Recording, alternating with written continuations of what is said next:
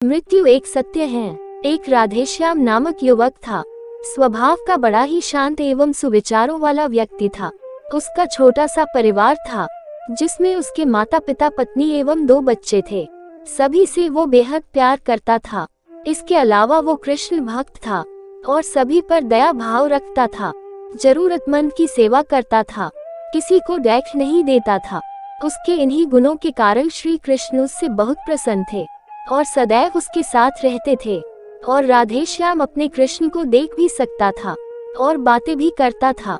इसके बावजूद उसने कभी ईश्वर से कुछ नहीं मांगा। वह बहुत खुश रहता था क्योंकि ईश्वर हमेशा उसके साथ रहते थे, उसे मार्गदर्शन देते थे। राधेश्याम भी कृष्ण को अपने मित्र की तरह ही पुकारता था और उनसे अपने विचारों को बांटता था। एक दिन राधेश्याम के पिता की तबीयत अचानक खराब हो गई। उन्हें अस्पताल में भर्ती किया गया।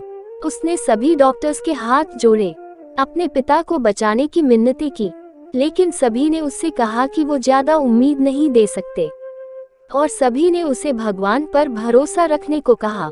तभी राधेश्याम को कृष्ण का ख्याल आया और उसने अपने कृष्ण को पुकारा।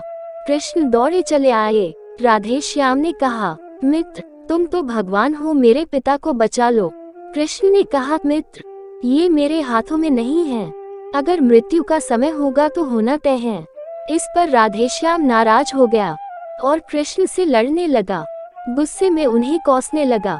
भगवान ने भी उसे बहुत समझाया पर उसने एक ना सुनी। तब भगवान कृष्ण ने उससे कहा, मित्र, मैं तुम्हारी मदद कर सकता हूँ, लेकिन इसके लिए तुम्हें एक कार्य करना होगा।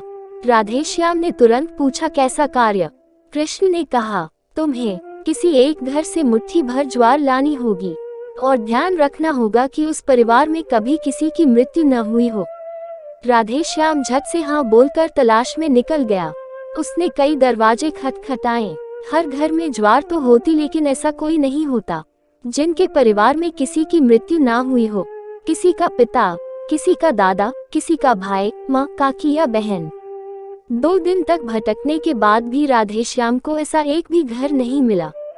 तब उसे इस बात का एहसास हुआ कि मृत्यु एक अटल सत्य है। इसका सामना सभी को करना होता है, इससे कोई नहीं भाग सकता। और वो अपने व्यवहार के लिए कृष्ण से क्षमा मांगता है और निर्णय लेता है जब तक उसके पिता जीवित हैं उनकी सेवा करेगा। थोड़े दिनों बाद राधेश्याम के पिता स्वर्ग सिधार जाते हैं। उसे दुख तो होता है, लेकिन ईश्वर की दी उस सीख के कारण उसका मन शांत रहता है। दोस्तों, इसी प्रकार हम सभी को इस सच को स्वीकार करना चाहिए कि मृत्यु एक अटल सत्य है। उसे नकारना मूर्खता है। दुख होता है, लेकिन उसमें फंस जाना गलत है, क्योंकि केवल आप ही उस दुख से पीड़ित नहीं हैं, अपितु संपूर्ण मानव जाति उस दुख से रूबरू होती ही है। ऐसे सच को स्वीकार कर आगे बढ़ना ही जीवन है। कई बार हम अपने किसी खास के चले जाने से इतने बेबस हो जाते हैं कि सामने खड़ा जीवन और उससे जुड़े लोग हमें दिखाई ही नहीं पड़ते। ऐसे अंधकार से निकलना मुश्किल हो जाता है। जो मनुष्य मृत्यु के सत्य को स्वीकार कर लेता है, उसका जीवन भार विहीन हो जाता है और उसे कभी कोई कष्ट तोड़ नहीं सकता। वो जीवन के हर क्षेत्र में आगे बढ़ता जाता है। उम्मीद करता हूँ आपको ये स्टोरी अच्छी लगी हो। धन्यवाद।